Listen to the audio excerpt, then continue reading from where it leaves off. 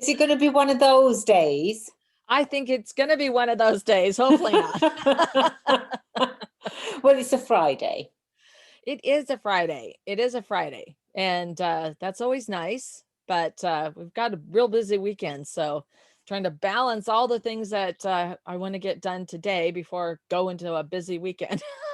Of course, yes. And if anyone could do it, I know it's you, Lynn. Oh, No pressure. I know the list. You were frozen for a second, Lynn, Oh, I'm sorry. Huh. but you're I was saying okay. I was saying that the list is long. Yes. The only way to start on it is to start, right?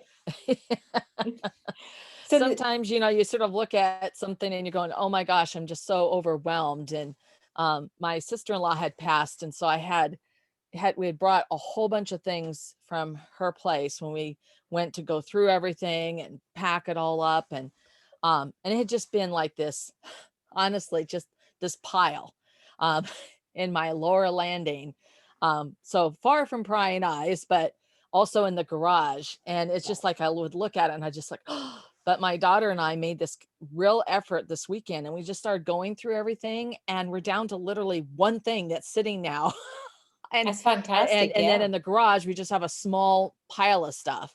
But we Right. got through all of it. We sort of figured out what we were doing and it was just like, but you're right. It was just sort of like we eat a meal one bite at a time and we just had to start at the edges and start working on it. Fantastic. Lynn, how do you say your business name? Is Petite to Queen? Yes, and future forward sales. Yeah. Yes.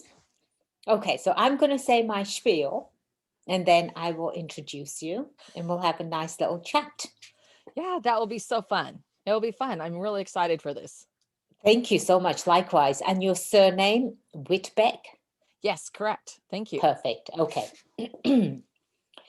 Welcome to the Go Legal Yourself podcast. I'm your host and legal friend, Attorney Kelly Bagla, the Queen of Business Law. Today, I have the pleasure of interviewing Lynn Whitbeck. Lynn is the founder and CEO of Petite to Queen and Future Forward Sales, where she helps the world by providing sales and leadership training programs to achieve more. Don't we all need that? Welcome to the show, Lynn. Oh, Kelly, I am so excited to be here. Thank you so much. It's such an honor and privilege to be on your show. And I am super excited about our topic today.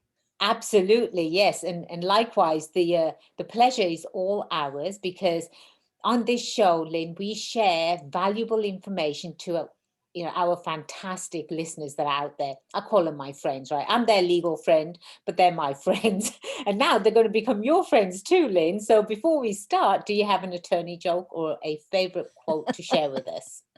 Well, I have a story, which is, I'm going to keep it brief.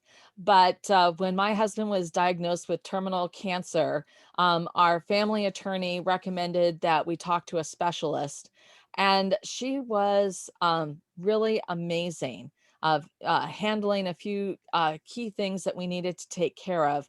And, he's now been dead for almost 4 years, and yet she still maintains that relationship.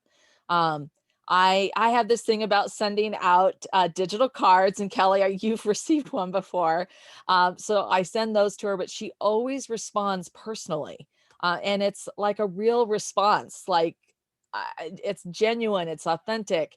And, not only did she do this great job, but she's continued to nurture the relationship. And so that's my story because it's tied to what we're going to talk about today of how important it is to nurture those relationships. And Yes. if I had someone who needed that type of specialized estate service, I would absolutely recommend her in 1,000 heartbeats. So what you're saying is you love your lawyer. It's okay to love your lawyer. It's rare, but it's okay. Fantastic. You are absolutely right, Lynn. The title of this show is How to Repair Your Client Relationship When Things Go Wrong.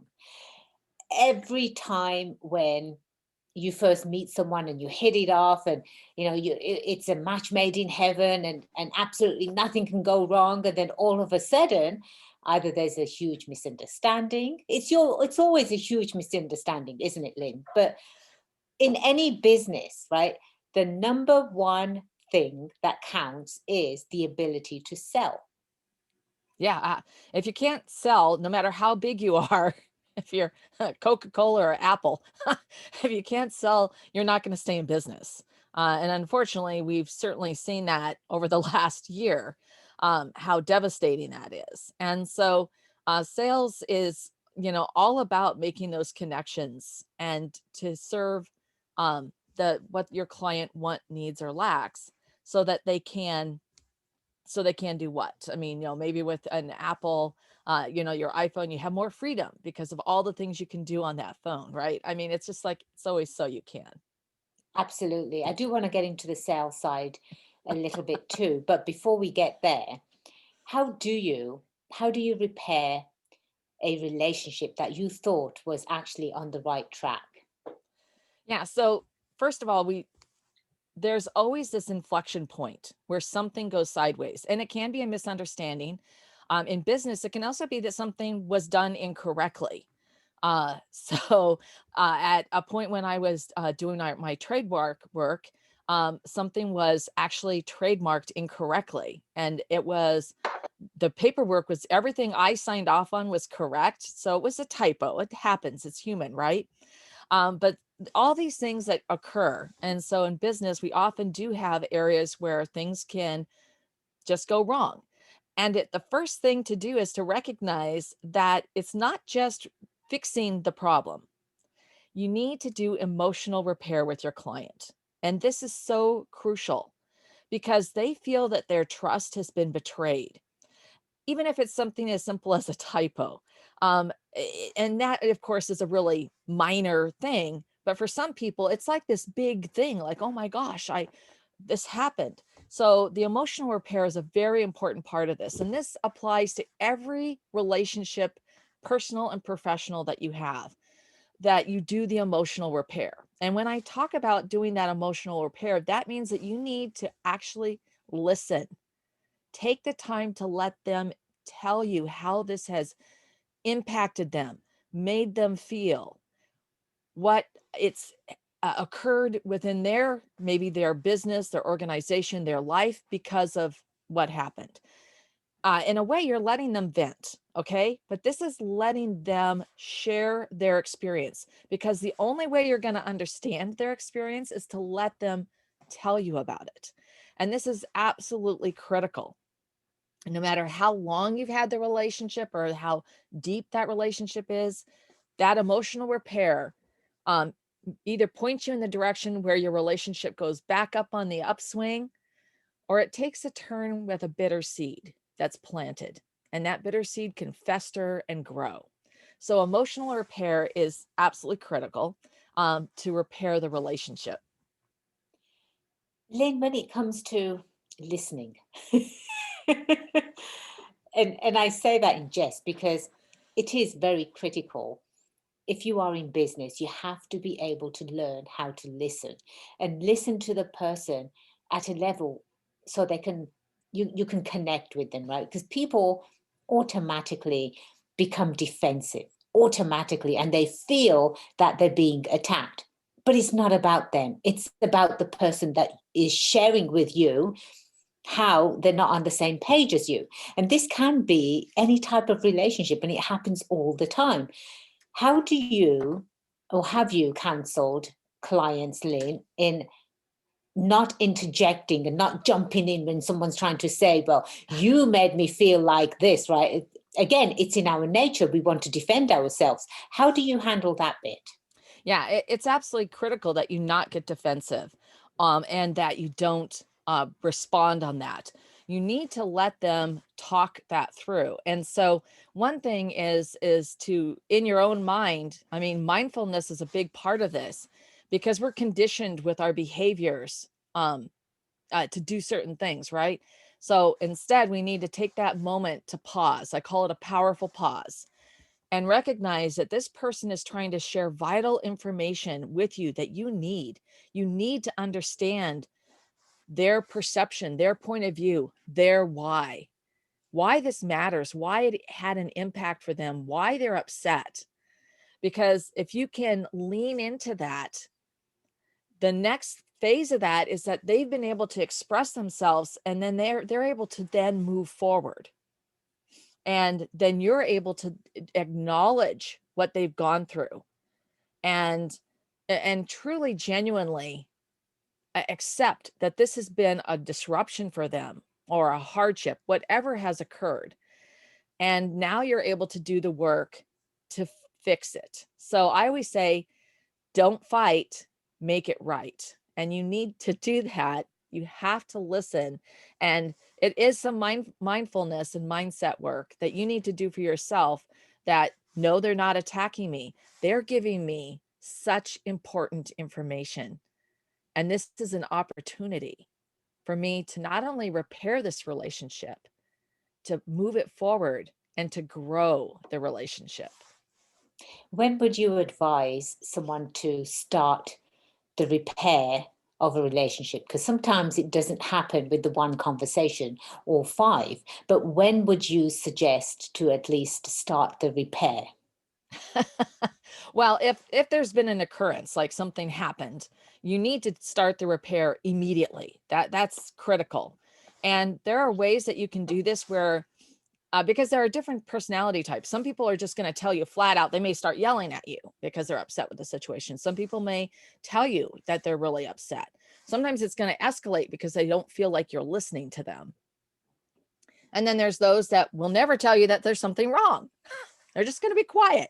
So there's a couple of different tactics depending upon the type of person that you're working with, because you want to flex your style to fit and match the other person's style. And so when you're having those conversations, you want to make sure you're asking them in a way that doesn't set up their back. So you're going to say, like, tell me more, help me understand. Those are two ways that people are not going to feel that they're being attacked or being put on the defensive. And the other thing is, if it's with someone who is not going to be forthcoming, a great way to do that is to set up a time to have a chat and go over how the, let's say you went through and you were doing someone's, I was just taught trademark work, right? And I want to go through the experience that you had, because this is going to help our organization grow. It would be so helpful to us. Would you be able to share the process that, your experience, your thoughts and feelings, how it could have gone better? Because once again, this is inviting them in to share that information, and that you're not going to take it as an attack. Instead, you really want to know. And so then, that for those people who are resistant to, so I call them sort of these passive aggressive types, and instead they're going to be able to share that with you. And then you can find out right away that something actually went wrong, that they weren't happy about, and you can let them talk it through. And then you can do that emotional repair and start to address it. Because otherwise, you could have thought that the whole trademark experience went great, and they're going to give you the next piece of business that they have, but they were upset about something and they never told you.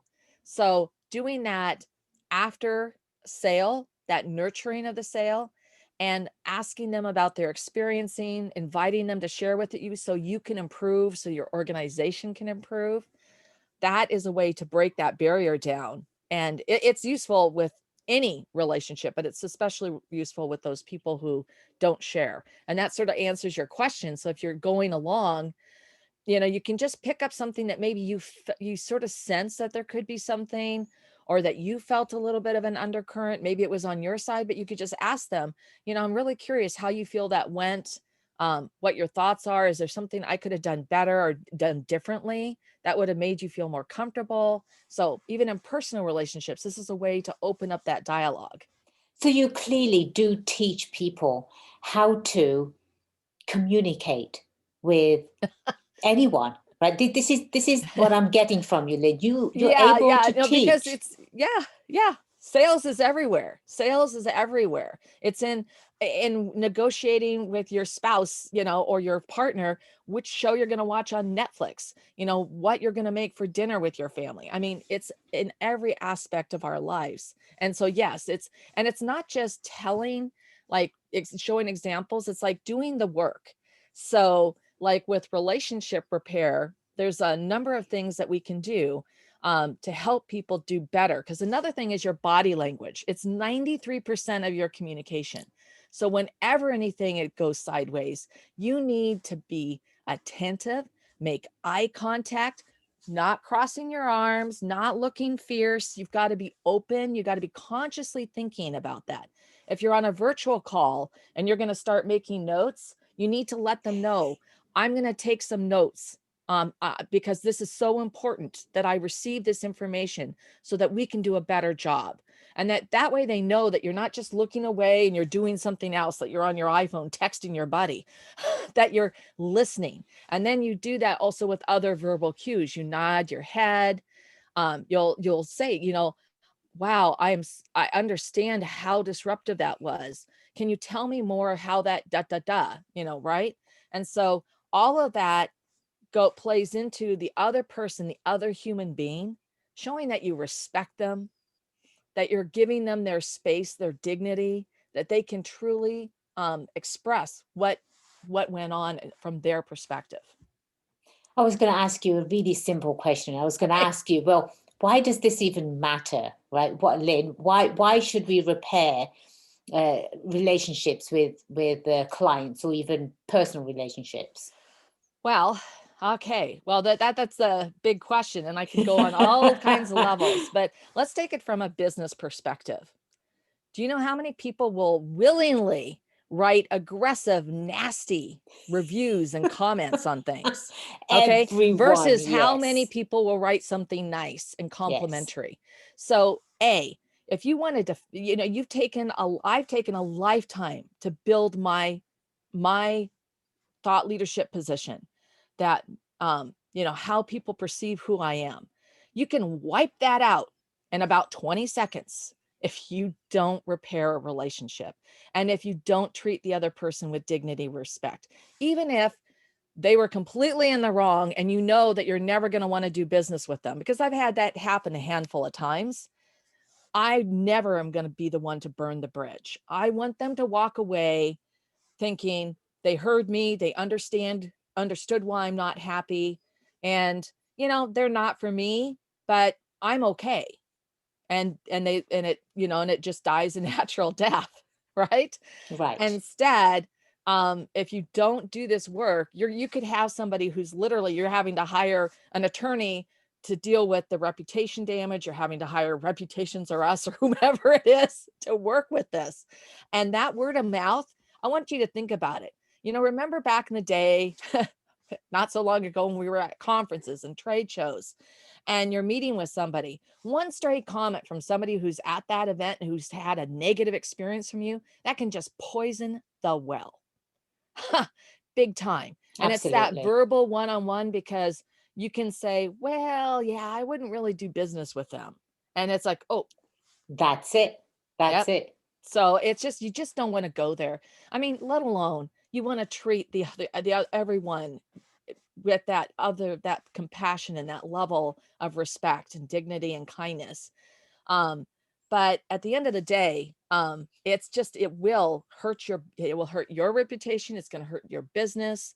Um, and and then there's the whole other level when we're on personal relationships. Is that really how you want to be remembered when, you just having gone through that with my husband with his terminal illness? It's just, you just don't want to go there.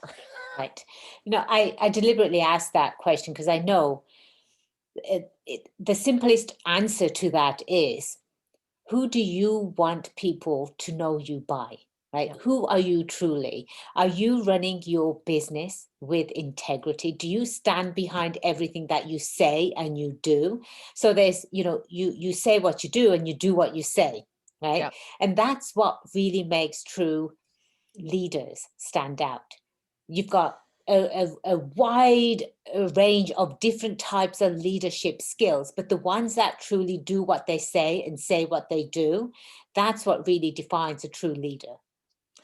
Absolutely. Absolutely. I couldn't agree with you more. I've I've had a bad experience with a marketing company, and I'm happy to share the name on air, but I'm not going to do that. I'm not going to I'm not going to put jeopardize them, because the truth is a defense to anything, right? And so if my bad experience with this company that they failed to repair, now, if somebody asks me, what was your experience? Not good. I highly recommend do not hire them. It's really bad. And this is bad for business generally. So if anyone has unresolved issues, Yep. unresolved anything, issues, personal life, business life, right? Take a step back, reach out to Lynn. Lynn could even guide you and say, okay, well, let's start step one, because it is a scary process, right, Lynn, for some people, because they're so stuck in their ways, and they're so prideful. Is that the word, prideful? That they're not going to take the first step forward to try to repair something that could really be a beautiful thing. So Yeah. again, even personal life, right? So they can definitely reach out to you. Yeah, we actually have a whole piece that we do on helping people reset their mindset, because in sales, that's also important. You could be doing something the same way, and it's like, hey, this way has worked for me for years. I'm doing just fine. And it's like, well, are you? I Right. mean, can we make things better? Can we make it more effective or efficient? Can you get more out of it for yourself? I mean, I love sales because I love to help others. That is my core value set, to be of service. And so sales was a natural fit for me.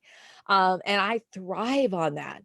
But it's like sometimes you have to take a step back and go through your mindset about what's really going on, because you put up your own limiting beliefs and barriers.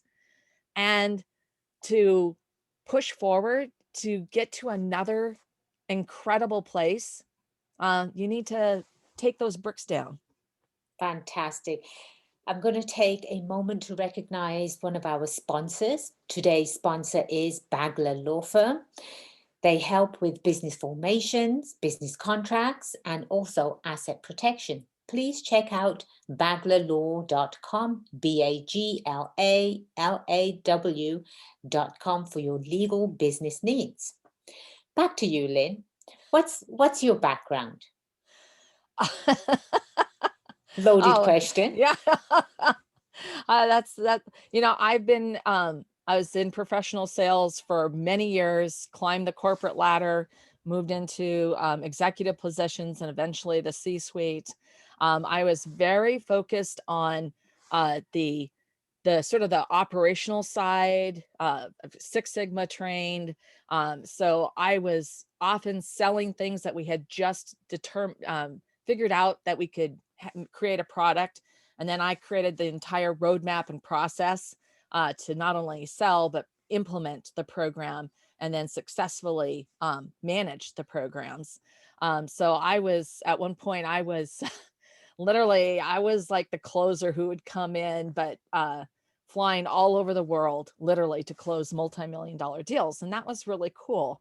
But the best part of that was creating this way and then being a mentor and helping others to figure things out, even on my own team.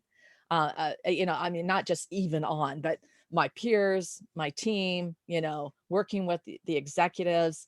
Uh, and it was an incredible way to sort of pivot to my new world of helping businesses and individuals, grow their business through sales and with strategic development of their programs and really thinking through those processes, because when you invest that time, just like when you invest in an attorney for your business, it pays off big time. Yes. It just pays off big time. And it's like you did this really, considering everything, this small piece of work.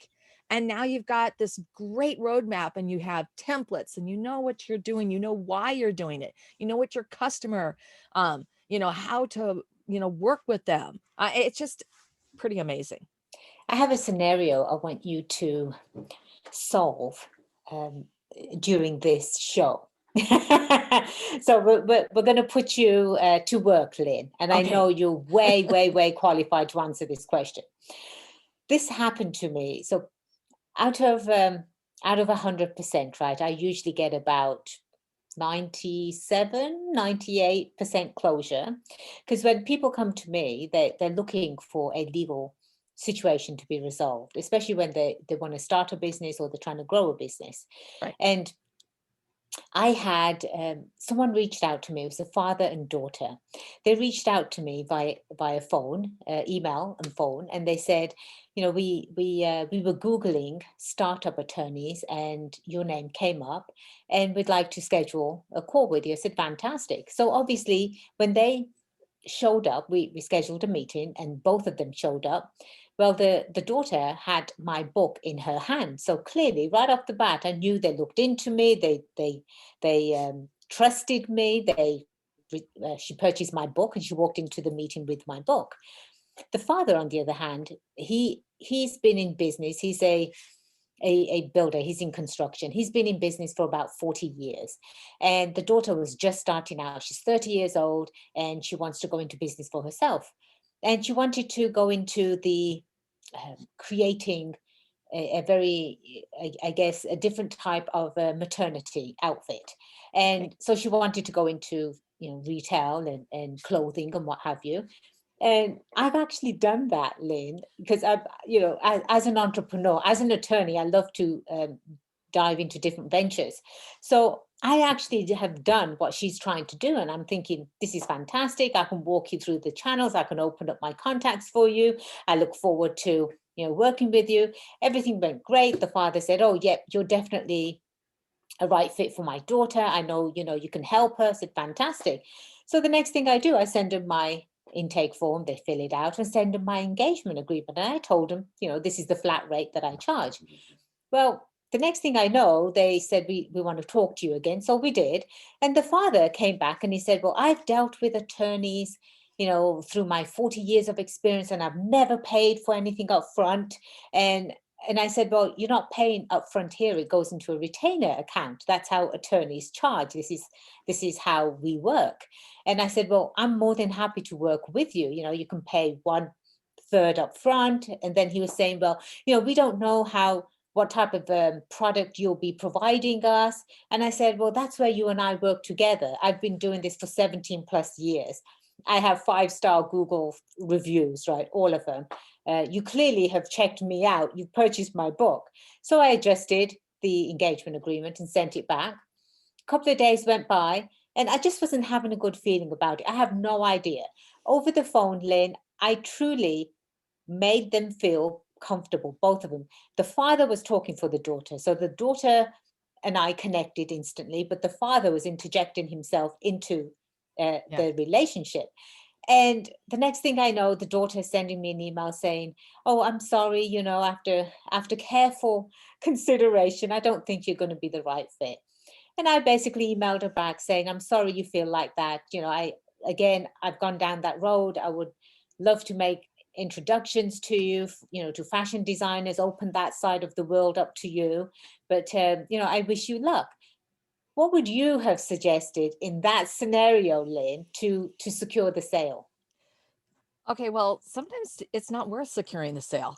Okay. Thank I you, thank I you, mean, I thank mean, honestly, you. you have to know when to walk. And so when I work with clients, one of the top things you need to do is there has to be five things that the client must answer yes to be a perfect fit for you. And for me, one of them is their professional integrity. I mean, that's like number one on the list. Um, so, and in this sort of situation, what you have is somebody who's essentially trying to get you to do work, and then they're going to come back and say, "Well, this wasn't done to our satisfaction, so we're not going to pay you." Or whatever it is. Maybe that's not the case, but there's something that they're not willing to extend you that same level of professional trust and integrity um, to do your job. And and these are normal business practices. You're not asking for anything unusual. This is industry practice. And, you know, and once again, you're willing to work with people, you're willing to meet them. So that's another thing of understanding your deal points.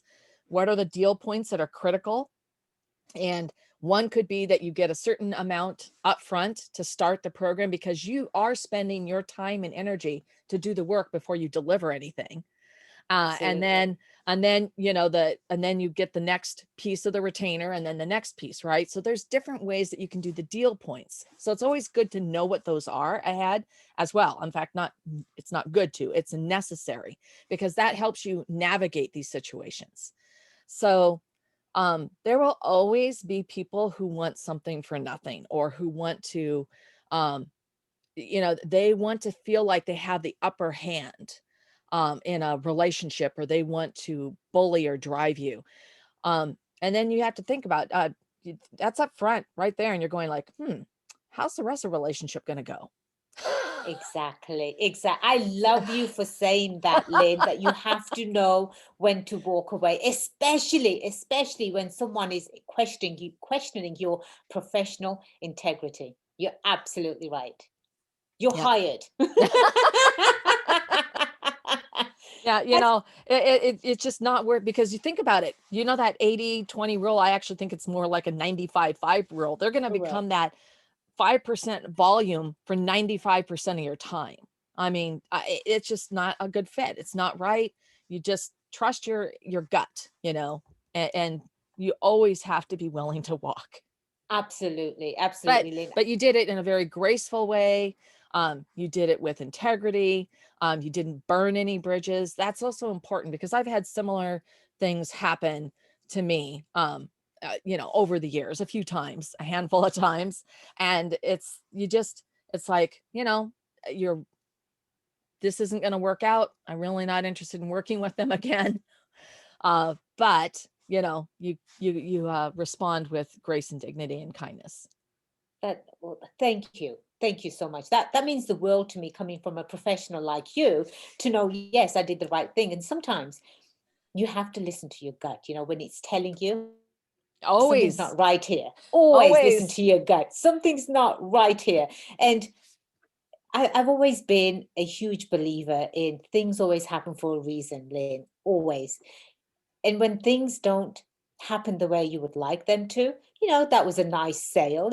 I would have been able to help her easily, but it just wasn't the right fit. It would have been even worse, like you said, going down the road. So definitely dodged a bullet there. Lynn, if you had to do it all over again, right, in your professional life, what is one thing that you would change? Oh, wow. In my professional life, I think that really going and doing the mindset work early on and being very aware of those things so that you can walk yourself through scenarios when they occur. So if you are feeling a certain way, taking that moment to take a 5 or 10 minute walk and analyze, why do I feel this way? What's really going on? Is it really pinging off of something that's an underlying um, you know, factor, you know, uh, in my life. So that would be one thing. I think doing that mindfulness work early on can be very helpful. It also is helpful in how you work with others so that you can, you know, that classic walk a mile in their shoes. But at the end of the day, it is always about the cluster in sales, the client why, you know, why, what do they want, need, or lack? How is this going to benefit them?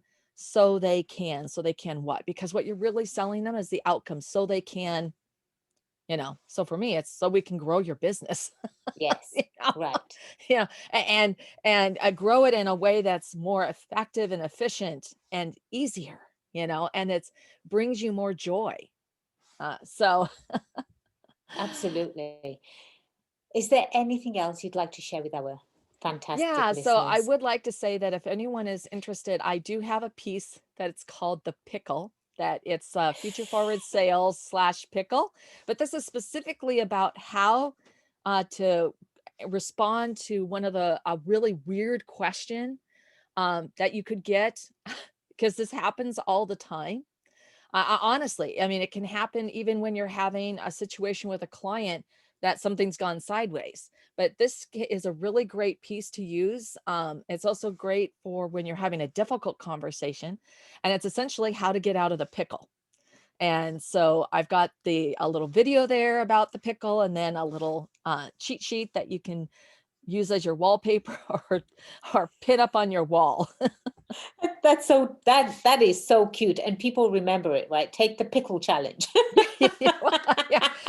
Get yourself out of the pickle, There you go. There you go. That makes more sense. And they would need to go where?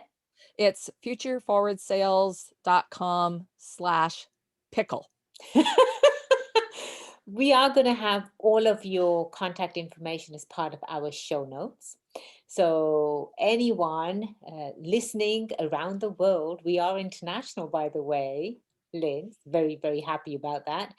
All they have to do is they can either go to golegalyourselfpodcast.com or go to anywhere where they listen to podcasts. If they actually download Go Legal Yourself app from the app stores, they can leave us feedback. They can even contact any of our guests, including you, Lynn. And one last thing before I let you go. I don't want to let you go. We definitely have to do another show, Lynn. This has been fantastic. But when someone reaches out to you, are you able to help them in any stage of their business? Absolutely. Yeah. I mean, I work with established corporate accounts on continuous improvement, a big thing for me. And then I work with startups who are, really trying to figure it all out. And also for those companies that have that founder magic and they're trying to transition to having a sales team and everything in between. That's fantastic. That is. Plus, you tell them exactly the most important thing that they need to hear. Walk away from the sale because it's not for you. Thank you so much, Lynn, for being on the show. Well, thank you, Kelly. It was a pleasure. And I'm so glad that we got to do this. And I'd love to come back. And thank you to everyone who tuned in today. Absolutely. And please make sure, my friends out there, do check out golegalyourself.com. Do it yourself legal protection, which helps you save money and gain peace of mind. I am attorney Kelly Bagla, your legal friend and the queen of business law. It's been a pleasure being your host today. Until next time, cheers to your success.